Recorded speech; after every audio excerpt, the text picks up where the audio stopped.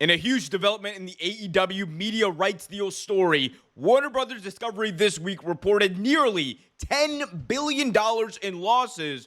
All of this while the deal with AEW that is supposed to make them profitable looms very large and looks to be imminent.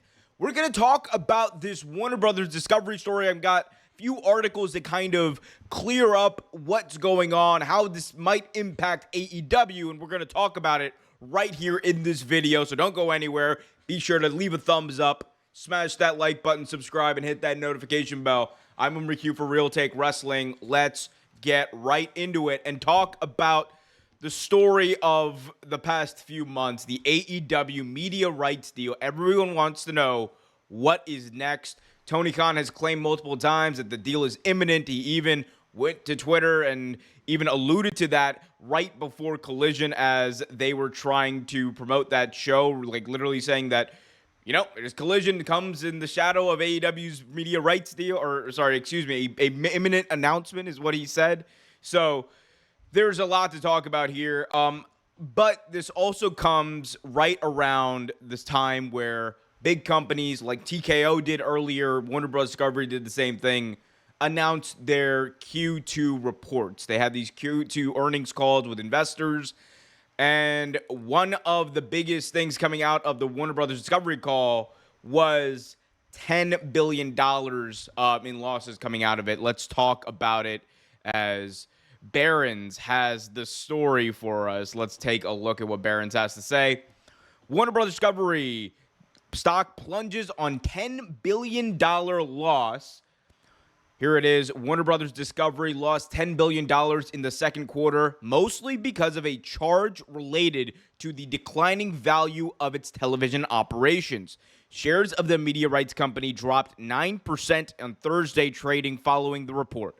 The parent streaming platform Max, cable news channel CNN, and movie studio Warner Brothers reported second quarter revenue of $9.7 billion, down 6% from a year ago, and a loss of $9.99 billion, or $4 a share, nearly $4 a share.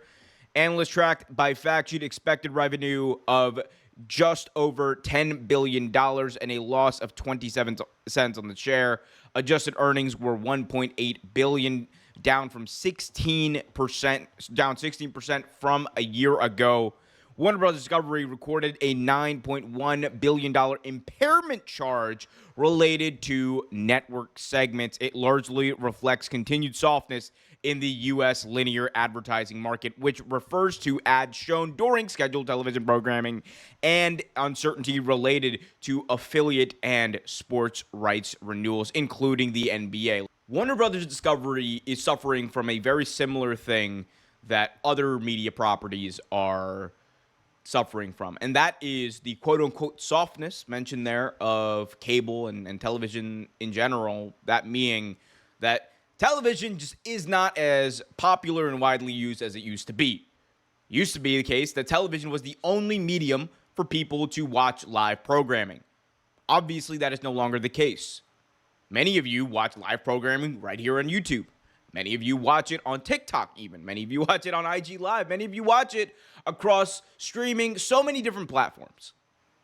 Television is no longer what it used to be in 1999, in 2005, hell, even in 2011.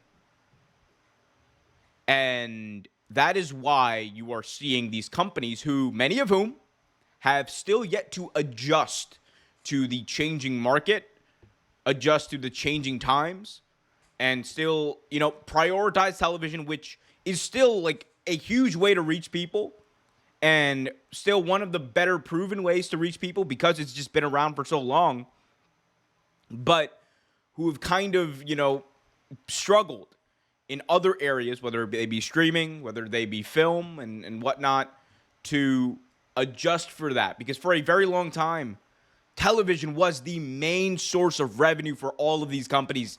That's why you had so many people like starting to start a channel. That's why you had Vince McMahon trying to start the WWE Network back in the 90s.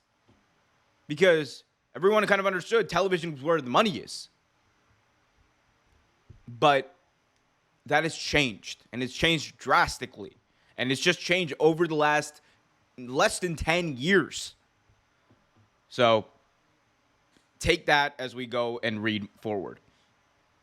Revenue from its network businesses, which includes CNN, Discovery, and TNT, fell 8% to $5.3 billion as advertising revenue slipped 9%. The company said its domestic television network television saw audience declines of about 13%. And if you look at that like percentage drop, it's actually very similar to the drop in AEW specifically. And because I think Dynamite, if you watch it, like Collision and Rampage are a whole different animal. But Dynamite specifically, according to WrestleNomics, is like somewhere in that like 13 to 15% drop year over year. And that would make sense if Warner Brothers Discovery is dropping by that rate. And that means that means there's something a little bit more to that. So that's another thing to kind of talk about when we talk about the AEW ratings. But that's just my little tidbit there. Let's continue reading. But it did highlight the 2024 presidential debate on CNN was the channel's highest rated linear program ever. I wonder why. Its Hollywood studios saw revenue drop 5% from 1 year ago to $2.4 billion, while revenue under this division from television and games fell 27% and 41% respectively, not including foreign exchange effects. Revenue from theatrical releases rose 19%. It cited higher home entertainment values from movies Dune Part 2 and higher box office carryover from Godzilla vs. Kong, New Empire. And then here is the interesting thing that could actually impact AEW a little bit. Streaming revenue also fell down 6% to 2.6 billion. Subscribers actually rose 3.6 million from the first quarter to 103.3 million, and advertising revenue just about doubled, driven by higher domestic engagement on its Max platform and subscriber growth in its ad-light tier. We will come back to this. David Zaslav, Warner Brothers Discovery CEO, said the priority is that the streaming business, which is now available in 65 countries, quote, "We are extremely pleased with the growing momentum we are seeing," he said, referring to the net subscriber adds during the quarter. Went on to say, quote, In light of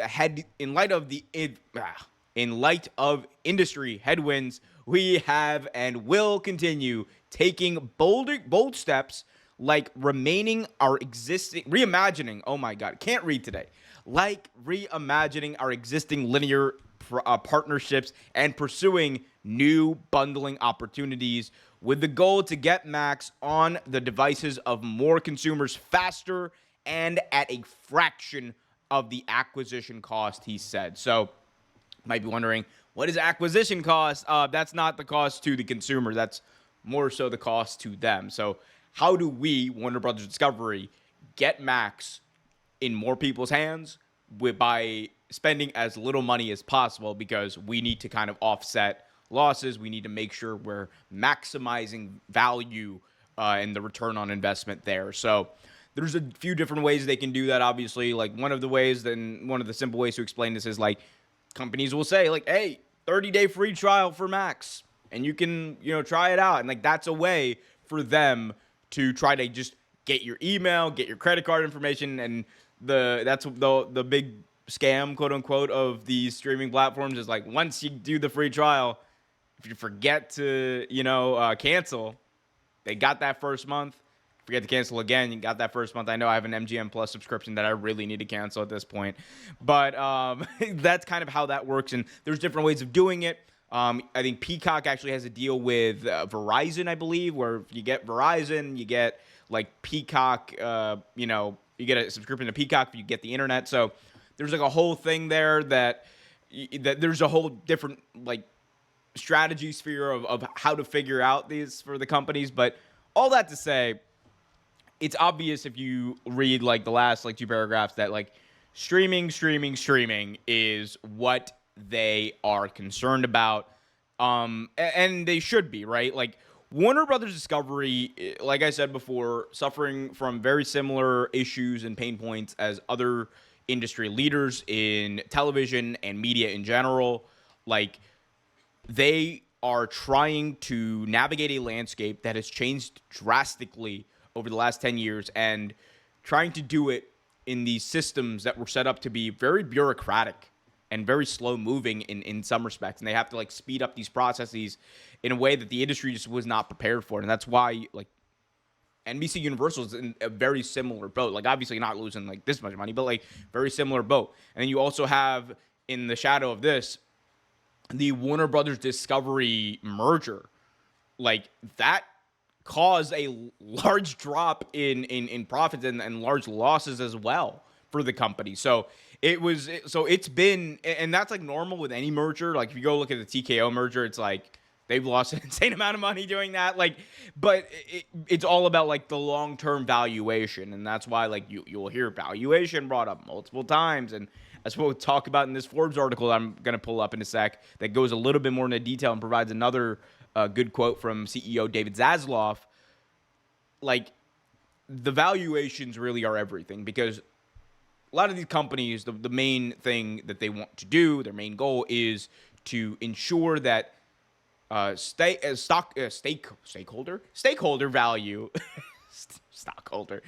stakeholder value is as high as it can possibly be, because if your company is valued as high as it could possibly be, that means that more people are going to be inclined to buy stake in your company, buy stocks in your company. And when that happens, the revenue goes up for the company, the salaries and then the bonuses for all the executives go up. And like that's really where a lot of these discussions are decided. And that's where like, a lot of these executives honestly where their heads at. It's like they want to make sure that they are as profitable as humanly possible. And it's just part of the game. And like we'll talk about how this will impact AEW, I promise, but I just wanted to kind of talk through these a little bit more. Let's talk about this this Forbes article, which, by the way, links to these are in the description as well. So here it is. This is Forbes. During the second quarter earnings report on August 7th, Warner Brothers Discovery announced an $11.2 billion, including a $9.1 billion write-down. That's what I was referring to, the impairment I was referring to earlier, for their linear cable TV networks. Besides the struggling linear cable networks, WBD cited the potential of losing the NBA as another reason. The WBD also reported a $2.1 billion of, quote, pre-tax acquisition related to amortization of intangibles, content, fair value step up, and restructuring expenses. That is not important to explain, but Jesus, corporate speak is wild in today. Here we go. It's a bit more important. In the immediate aftermath of the announcement, the shares of WBD dropped over 12%, reaching an all-time low. WBD stock has dropped by 40% since the start of the year and nearly 70% since 2022. Furthermore, WBD has debt of $38 billion, and we'll come back to this. Similar to the entire industry, WBD's linear cable television networks, led by TNT, have been beset with cord-cutting and declining audiences. At present, TNT has U.S. households penetration of 52% compared to 87% in years prior to start off the cord cutting in 2011. That means that 2011, there was 87% of households that basically had TNT in the United States. Now it's like 52%. That shows you the huge drop in just the sheer number of people who have access to cable TV at this point. Since the $42 billion merger between Warner Media and Discovery Communications were finalized in April of 2022, creating Warner Brothers Discovery, roughly 10 million households have canceled their cable subscription. With programming lineup of premium sports and original scripted content, TNT charges cable distributors a hefty $3 a month in monthly carriage fees. Since the launch of WBD, about 10 million households have canceled their cable subscription. This has resulted in a loss of hundreds of millions of dollars in carriage fees on TNT alone over the past 2 years. Think about that. They were charging the carriage fees of like $3 for cable providers to hold. for cable distributors to have Warner Brothers properties, or TNT in this case specifically, and like losing that over all the households that you've lost, and losing hundreds of $1,000,000 in that, like, shows you like cord cutting is happening. It is happening so fast, and it's just going to continue to happen as there's different ways to consume content and different content to consume. Goes on to say, since the launch of WBD, 10 million households. We already read that. Let's continue. Cord cutting has financially impacted entire cable industry, including WBD-owned HGTV, CNN, TBS, TV, Food, Discovery, TLC, and more than a dozen others. Goes on to read valuation. Actually, we don't need to read this. This is the important part. Zaslav added, this impairment acknowledges this and better aligns with our carrying values with our future outlook. In the past year, WBD has eliminated 2,000 jobs and raised the subscription cost of streamer Max in June. Loss of cable subscribers has also led to sharp declines in ratings. In 2013, both TNT and TBS averaged over 2 million primetime viewers. Fast forward 10 years, both networks averaged fewer than 1 million primetime viewers. The loss in audience also resulted in loss of ad revenue. All right, so that's that. That is the really important meat that I wanted to kind of discuss from those articles. And that last point kind of like touches on, again, what we're dealing with and the reality of this landscape and what AEW is in. Warner Brothers Discovery right now is at a point where if they're going to spend money on television properties, if they're going to spend money on shows, they want to make sure that they are, number one, going to get like views that would make them worthwhile. And number two, more importantly, they want to make sure they're as cheap as humanly possible to produce. And when you compare professional wrestling in general, like even Raw, SmackDown, all that kind of stuff, where the production costs are essentially handled by the company, like the value for these networks to have wrestling is much higher than it would be to have, like, you know, like, I don't know, FDNY or whatever, right? It's a much cheaper to produce week in, week out, and that's less strain on Warner. That's less of an impact on their finances. They don't directly have to put in, you know, hundreds of millions of dollars every single season, but instead it's kind of like, usually at least, worked in the deal. So when you have that, like, that is a big plus for wrestling in general. And then you also have the fact that, as we've seen reading through these articles, television, cord cutting, all that stuff is happening fast. Yet, at the same time, you have somewhere around 800,000 people viewing AEW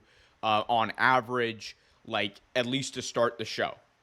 That is big. The average, obviously, viewership is right around like 700,000 for the year so far. Last year, it was closer to 850. The year before that, it was like 900 to 1 million. So, regardless, AEW has proven over the last few years that it holds up as one of the top properties on Warner Brothers Discovery as far as original programming outside of, you know, the NBA.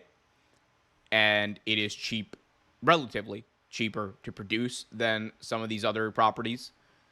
And on top of that, they have shown, Warner Brothers has shown interest in expanding AEW into Max, something that, as we talked about, they really, really, really want to make sure as many people sign up, and they have content for that. Like, and that's a very important piece of this puzzle. Making sure, if you're Warner Brothers Discovery, making sure that you have content that people will tune in for every single month, and they will stay for every single month, so that you get consistency in your subscribers. And instead of, you know, the support there being soft, the, you know, like, you get, like, you know, more bolstered support. It's like, it's so important. You need to have that. And one thing about wrestling fans is true. As, you know, fickle as we may be in our views of professional wrestling, characters, all that kind of stuff, the reality is, when stuff is accessible for us to watch, most of us will watch it. And if you put pay-per-views, big pay-per-views for AEW on Max, I think you're going to get a few 100,000 people tuning in. That's just my take on it. Of course, we don't know, and we probably won't know for a very long time what those numbers will actually be, just like we won't know what the Raw numbers are going to be for for Netflix. Arguably, like, they're probably going to, like, whenever there's a good week, it's like, 11 million people across the globe saw Raw this week, which, again, what does that really mean? We don't know. But regardless, there has been so much talk, and this is, like, I know it's a long preamble, but there's been so much talk about this specific piece of the story. Like, Warner Brothers in the mud, cooked. They are losing money. It's over. They're going out of business. And AEW, therefore, is also going out of business. Because, again, for many people, it fits a narrative that they want to be true. For whatever reason, there are many people out there who want AEW to fail. And it's fine if you don't like the wrestling. It's great if you don't like the wrestling. That means you have an opinion. That is good. You don't need to like the wrestling in AEW. I just don't understand, outside of this, like, weird online, like, warped, like, debate bro tribalism, that why people, like, are rooting against something rather than rooting for another thing. Like, you could be a WWE fan. You could be rooting for WWE. Spend all that time, all that energy being positive. Yet, they want to look at this and just immediately say, like, oh my God, nope, it's cooked. Reality is, Warner Brothers Discovery fully understood a while ago that they were going to lose this much in stock. They were going to lose and be like have to write down like that $9.1 billion, and they understood this. Like, this is not. Here's the other thing: companies are not surprised usually about these results. They are the ones who put these calls together. They are the ones who put these reports together. They are the ones who keep track of this as the year goes on.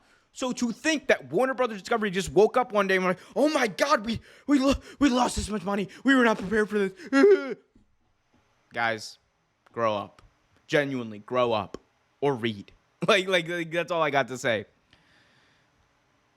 This is a consistent trend, as we've seen with companies who merge, companies who especially acquire a bunch of stuff, or at least a couple of years ago acquired a bunch of properties that did not hold up. And it's something that we are unfortunately going to see. And that, like, again, as these articles have cited, we are seeing across the industry. Until these companies adapt, until the support and the subscriber bases for streaming platforms like Max, Peacock, etc., are better and are more consistent, we are going to see the way the television and the decline in television impacts the company as a whole. And where does that leave AEW? For many of you guys who are wondering, the reality is that AEW, Warner Bros. Discovery, looks like have at least agreed to something in principle. That is not me reporting. That is not me saying anything. It is an educated guess based off of everything we have seen, everything we have seen reported, everything Tony Khan has said. Because took to Twitter, said there's an imminent announcement.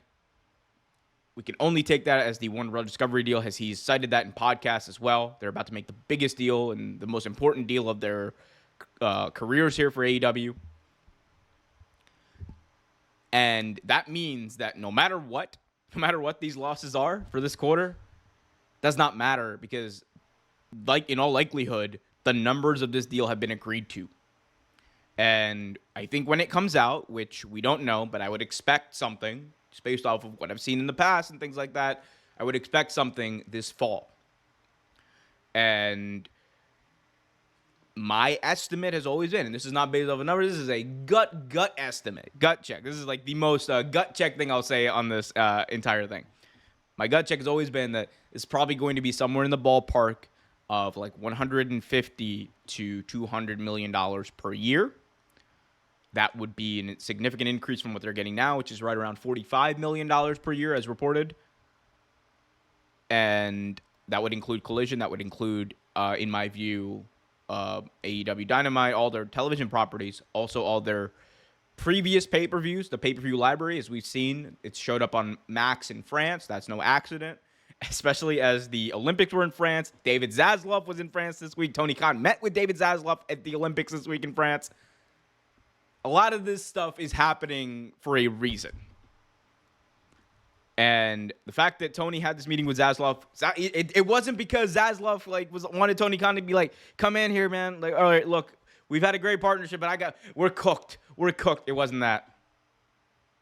It was for them to meet and essentially be like, all right, what do we got to do to get this done? We're like, I'm done. We need to get this done. We need to secure television properties that have proven to work and have a consistent fan base, because it's not just about having like obviously the ad revenue and the watch time and all that kind of stuff. Like all that means something for television. At the same time, what you also want is the ability to cross-promote other properties on AEW TV. And if you're Warner Brothers Discovery, you want other properties, right? Like, you want as many properties as possible that you can cross-promote. Therefore, you're trying to have people who are watching AEW also watch House of the Dragon. That's why you have the House of the Dragon, advertisements. This match is presented by House of the Dragon. That's why you had every year a big Shark Week promotion from AEW. Because they want people from AEW, they want fans who are watching AEW to watch Shark Week. And that is a big, big, big time deal for them. And if you are getting these cross promotions, like WWE does as well, for NBC stuff and Fox stuff, if you're getting these cross promotions, that means that the company values you. They see the value in your audience. They see the value in your product. They see the value that AEW brings to the table. That is not to be taken lightly. In the end, guys, I understand that people want the deal to be announced now. The reality is, until the fine details likely are worked out, and until Tony Khan actually just says something, or Warner Brothers says something, we are not going to know what this looks like. But as soon as we do, I'm going to tell you all about it, because we talk about wrestling news. We talk about everything right here, youtube.com/Real Take Wrestling. If you haven't already done so, do me a big favor. Leave a comment. What do you guys think about this whole situation? Do you think AEW will announce before or after AEW All in London Wembley Stadium, a show that I will actually coincidentally be at? So if you're going to be at Wembley, come say hi. Hit me up. Guys, until next time, be sure to leave a thumbs up so as many people as humanly possible see this video. Subscribe and hit that notification bell so you get notified whenever a new video is released.